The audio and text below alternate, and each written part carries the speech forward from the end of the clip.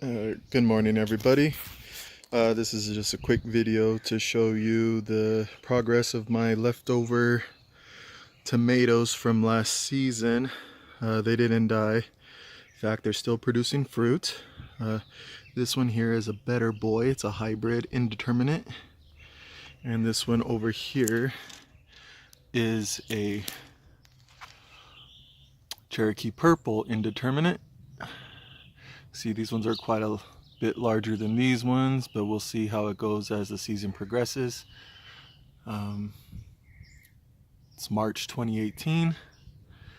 I got the bird net on here to help keep the birds out from eating my tomatoes. Fertilized them about 2 weeks ago and they started taking off. You can see here I had some smashed tomatoes that I threw back in the bottom of this one, and they're already sprouting, and it's been about a month. So since I smashed up the tomato in the dirt, 2 new sprouts. Got some rain and some watering, and we got new tomatoes. Hopefully those will produce. I could pull them out of here and put them in another container.